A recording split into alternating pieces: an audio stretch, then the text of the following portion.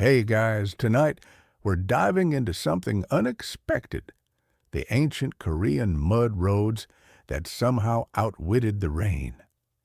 You know, there's something strangely calming about imagining yourself walking along an old rain-soaked path where your every step squishes gently beneath you. It's almost poetic until you realize you might be stuck there forever. So, before you get comfortable, take a moment to like the video and subscribe, but only if you genuinely enjoy what I do here. Oh, and don't forget to comment where you're watching from and what time it is for you. Now, dim the lights, maybe turn on a fan for that soft background hum, and let's ease into tonight's journey together. The rain isn't falling heavily, not yet. It's more of a steady drizzle, the kind that leaves your clothes damp but not quite soaked, the kind that makes every breath feel humid and heavy. You find yourself standing on a long stretch of road, one that glistens under the overcast sky. Mud, thick and dark, clings to the ground like a stubborn memory. But as you take a cautious step forward, you notice something peculiar. Your feet don't sink as much as you expected. The road, despite its muddy appearance, offers a surprising resilience. Each step feels like walking on a sponge, a little give, but never too much. As the rain picks up, you watch droplets bead and dance on the surface, forming tiny rivulets that snake their way into narrow, shallow grooves etched along the sides. The air smells earthy, of wet leaves and old stones. You glance around, half expecting a cart to roll by, its wheels churning up the mud, but no one comes. Just you and this ancient road stretching out before you like a challenge. It's quiet, except for the rhythmic patter of raindrops and the occasional distant bird call. You think to yourself, who decided this muddy mess could be called a road? But even as you think that, you notice the surface remains firm beneath your shoes, as if the ground itself has learned to hold steady against the rain's persistence. A gentle breeze stirs the air, sending a ripple across the puddles. The coolness of the rain mixes with the warmth of your breath, creating a comforting contrast. It feels almost like a secret, a hidden world where roads remember how to stay strong even as the skies cry above them.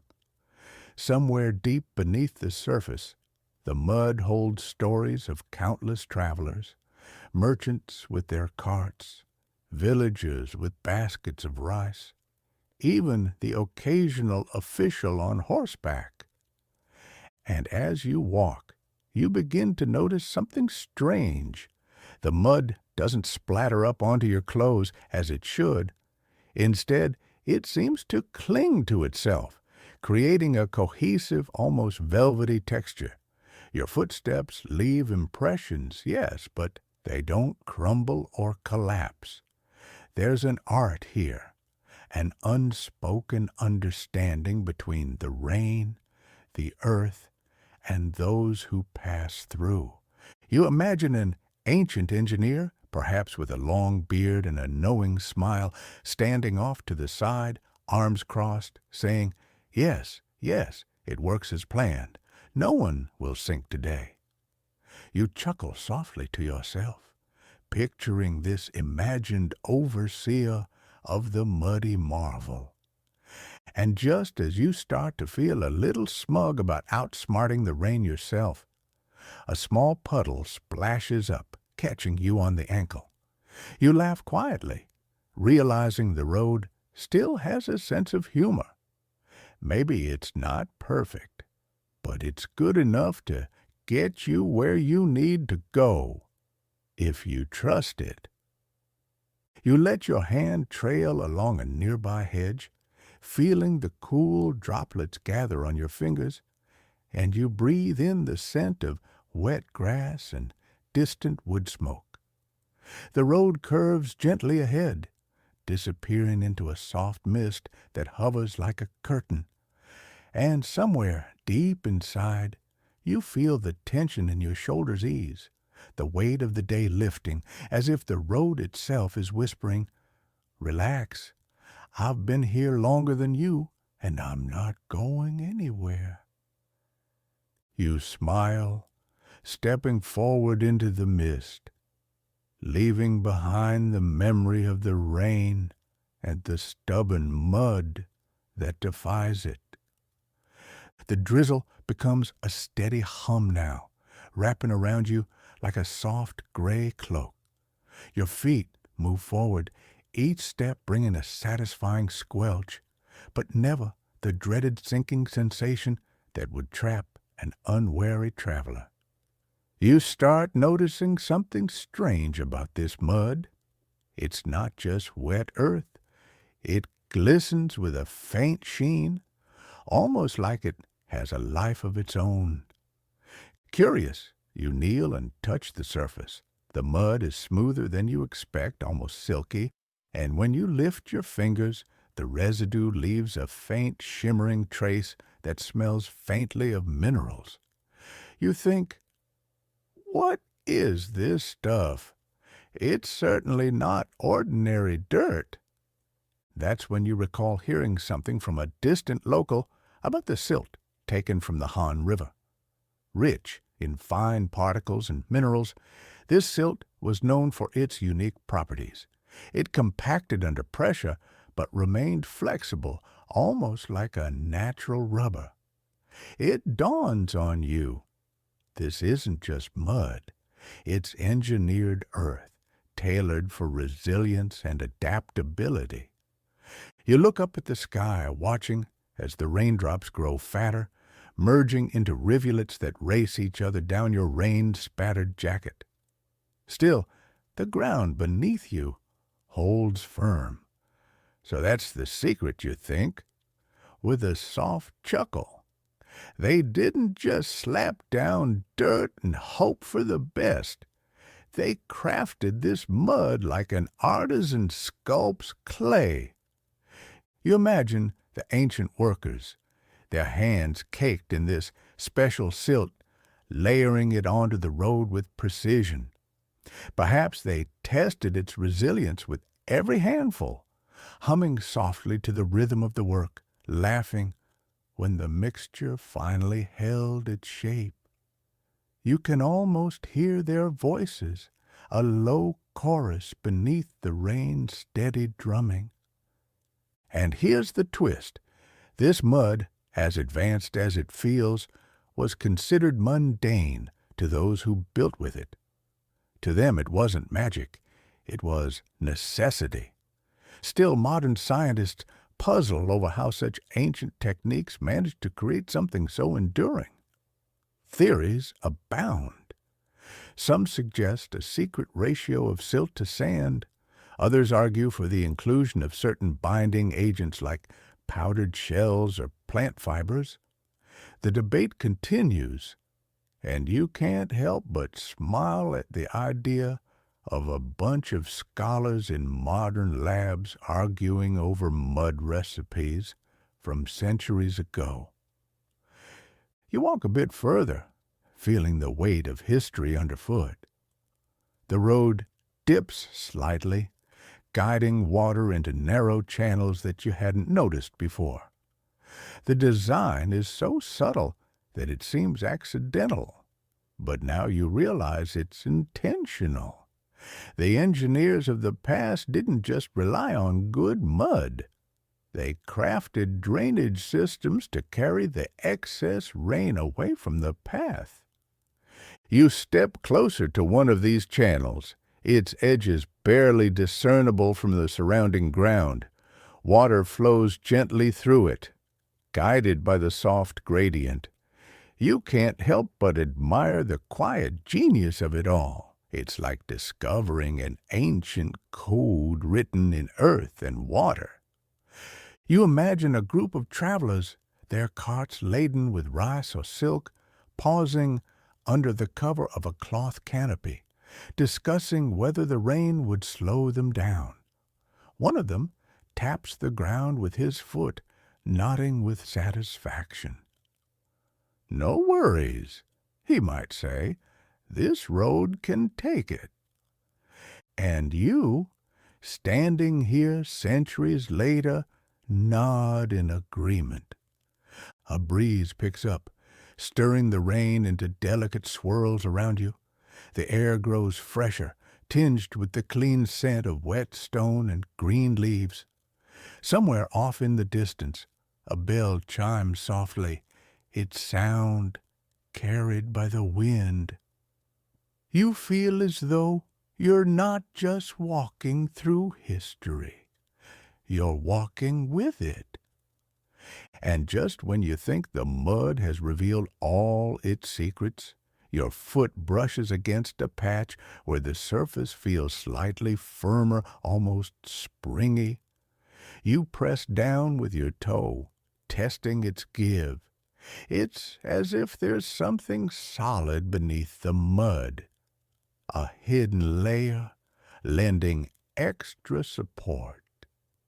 You crouch and dig gently with your fingers, revealing a faint outline of compacted silt mixed with coarse sand, like a natural version of a composite material. "Clever," you whisper. "Really clever." You stand, brushing your hands on your jacket, and take another step forward. The road seems to sigh beneath you, a gentle acknowledgment of your presence. The drizzle continues, steady and unbothered, as you move on through the misty landscape. As you press onward, the road curves gently to the left, hugging the side of a hill that rises, draped in a patchwork of green and brown. The rain has softened to a whisper, a mere suggestion of moisture that settles on your skin like a cool breath. The road beneath your feet feels almost warm in contrast, like it's retaining the memory of countless footsteps. You pause for a moment, leaning against a mossy stone wall that runs alongside the road. This wall isn't much taller than your waist, and it's been worn smooth by centuries of weather and wandering hands. Small plants have taken root in the cracks, their delicate leaves trembling as tiny droplets land on them. You trail your fingers over the damp surface, imagining the countless others who might have done the same. Traders, monks, wandering poets, all leaving faint traces of themselves behind. As you stand there, a flicker of movement catches your eye. A slender lizard scuttles across a patch of exposed stone, its scales shimmering faintly under the wet light. It pauses, regarding you for a heartbeat, then darts into a crevice. You can't help but smile, another silent witness to the endurance of this road. Resuming your walk, you notice how the road's texture shifts subtly beneath your feet. The ground here is coarser, with tiny pebbles embedded into the mud. It's a clever technique, you realize, adding traction in areas where the slope might otherwise cause slipping. You picture the builders discussing this very problem, perhaps one of them sketching a rough plan with a stick in the dirt. "Here," they might have said, "we need it rougher. The rain can't wash away the grip." You imagine the debate that followed. But will it hold under heavy carts? What if the silt washes out? And inevitably, the merchants won't wait for repairs. They'll find another route. This sparks a memory of a half-forgotten folk tale you once heard about a merchant whose impatience led him to abandon the mud road during a storm. According to the story, his cart got stuck in a rival shortcut, and he spent days trying to free it, while his competitors glided along the engineered road without trouble. Even today, locals might jokingly warn, "Don't take the shortcut when the rains come." You chuckle at the thought, stepping carefully as the incline grows steeper. The road narrows, hugging the hillside even more tightly. Low stone markers appear at intervals, their tops rounded and worn, each one barely rising above the mud surface. You realize these aren't random. Each marker likely indicates a safe edge, a subtle guide in poor visibility. Just then, you notice a low hum in the air, almost musical. It's the sound of water coursing through a hidden culvert beneath the road, its path cleverly concealed by a layer of compacted silt. This isn't just a footpath, it's an entire water management system disguised as a humble road. You shake your head in admiration. These builders were thinking far ahead. A soft laugh escapes you as you imagine a group of modern engineers examining the road, arguing over how to replicate its durability. One might say, it's the mineral content, while another insists, it's the layered structure, obviously. And somewhere in the corner, an old historian quietly mutters, it's the art of compromise. You continue walking, your footsteps now a rhythm of squelches and soft taps. The mist thickens around you, veiling the hill in a dreamy haze. Your thoughts drift, blending history with imagination. Were there ever night travelers here? Perhaps smugglers moving under cover of darkness, or a lonely messenger hurrying with news of a distant conflict. And as you consider these possibilities, the rain shifts once again, this time to a fine, almost invisible mist that settles on your eyelashes and makes the world shimmer. You close your eyes for a moment, feeling the gentle touch of the water, the cool kiss of the air. When you open them, the road stretches on ahead, solid and sure beneath your feet, and somewhere just beyond the bend, you're certain you can hear the faint echo of voices, laughter, the creak of wheels, the soft murmur of stories being exchanged. Perhaps the road itself is remembering them, sharing them with anyone patient enough to listen. The mist thickens just slightly as you round the next bend, wrapping the world in a soft cocoon of silence and gray light. Trees appear on either side of the path now, their trunks leaning slightly inward as if trying to listen to your footsteps. Their leaves drip with rain, and the soft plop of droplets hitting the mud accompanies you like a second heartbeat. You're in a stretch of road now that clearly had strategic importance. You can tell by the embankments, raised just enough to guide travelers and discourage animals from straying into the way. And just beyond them, half hidden in the undergrowth, are what look like fragments of old boundary stones. One of them bears a faint, weather-worn engraving. You kneel to peer closer. It's barely readable, but it resembles a symbol often associated with the Joseon dynasty, likely marking this section as under royal jurisdiction. That would make sense, you think?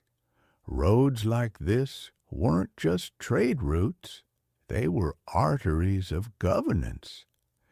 You picture a royal inspector once making his way down this path, tasked with checking its condition, measuring its width, timing the flow of water after a storm. Maybe he scribbled notes on a damp scroll, muttering about the lazy villagers who hadn't maintained the ditch to the east. Or perhaps he was secretly impressed, but couldn't say so. Government reports weren't known for their flair. Then again, knowing the Korean penchant for poetic understatement, perhaps his final remark read something like, "The road endured the storm like an old ox, weary but unmoved. The tree canopy thickens above you, and you begin to hear something else, a soft clunk, clunk that repeats at irregular intervals. It's not your footsteps. You stop. Listen. There it is again. It almost sounds like wood knocking against stone. You follow the noise for a few steps before you spot the source, a small, rotating water wheel attached to a roadside structure. It's no larger than a storage shed, but its design is elegant, even beautiful. The water from a nearby stream has been diverted to power this tiny device. Now, this is curious. What was it used for? Grinding? Water filtration? A small bell chimes gently from the roof as the wheel turns. You're reminded of the Buddhist monasteries further up in the mountains, many of which relied on water-powered mechanisms to alert monks when it was time for prayer or meditation. Could this little wheel have been part of something larger? Maybe an outpost for travelers, a rest station with spiritual underpinnings. There's a legend, after all, of a mud road hermit who lived off rice porridge and rainwater, offering directions in exchange for poems. Some say he knew every stone on the road by name. Others claim he could predict the weather just by listening to the soil. Of course, historians argue about whether he even existed. There's no written record, they say, just oral folk tales passed down like bedtime stories. Still, standing here, watching the wheel spin, you can't help but imagine him in a tattered robe, greeting travelers with a crooked smile and a wooden ladle. A soft wind stirs the leaves, and you press on. The forest begins to thin slightly, giving way to fields bordered by low stone fences. In the distance, you spot what could be the remnants of a toll station. Two upright stone columns flanking the path. Once upon a time, travelers might have had to stop here, declare their goods, and pay a fee to continue.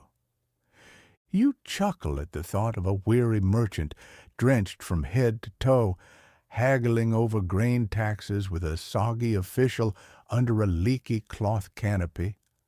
"But I'm only carrying millet for my grandmother," he might protest, while the tax collector squints suspiciously at a suspiciously bulging bundle. The mud beneath your feet becomes even smoother now, more refined. It's clear this stretch of the road was meant to impress. Possibly a section maintained with more care due to its proximity to regional power centers.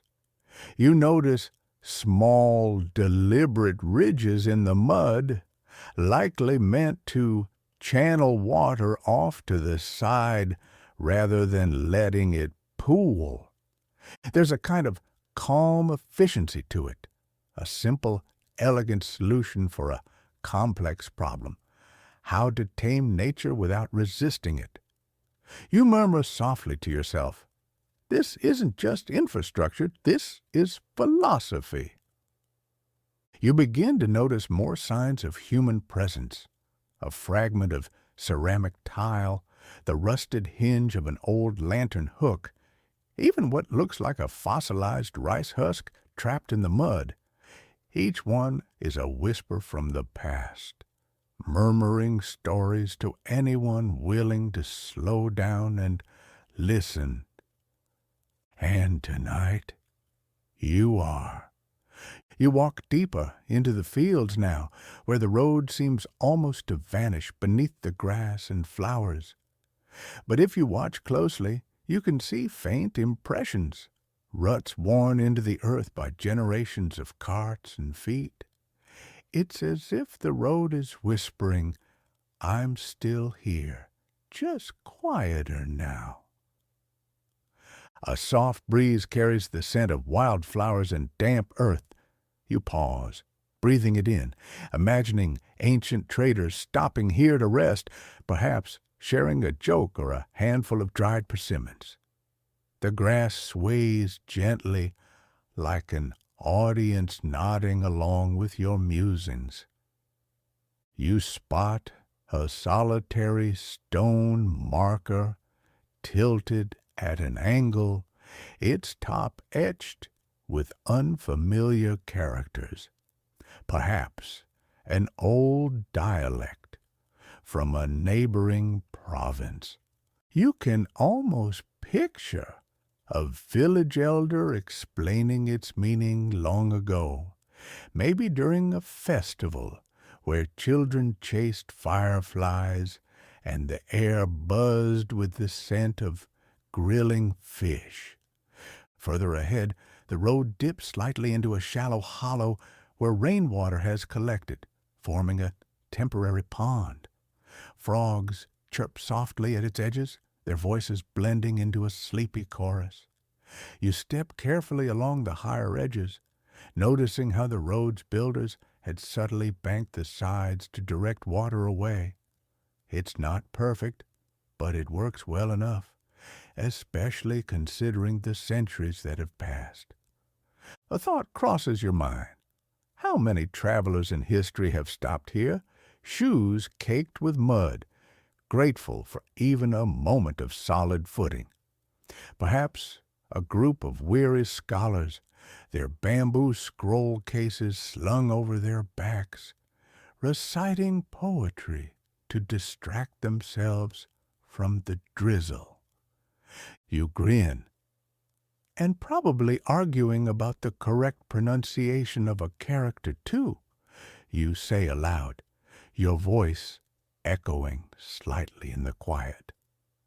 As you continue walking, the road becomes more visible again, the mud here darker and glossier from years of careful maintenance.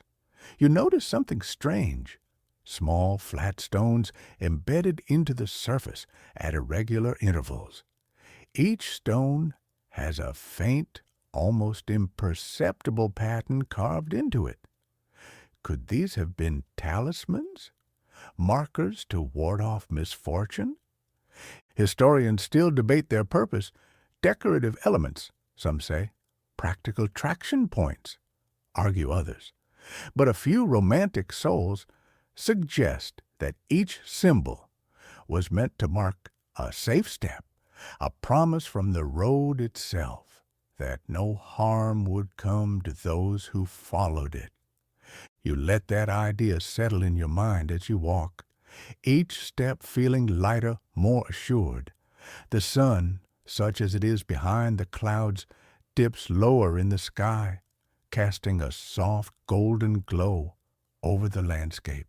The road leads you through a gentle curve, where a stand of bamboo rises on one side, their tall, slender forms whispering as the wind moves through them.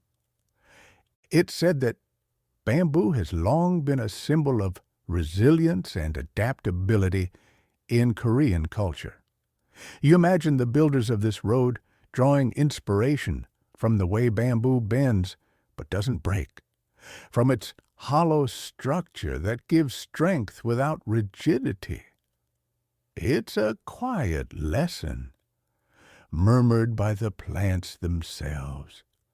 You pause, running your hand along one of the thicker bamboo stalks.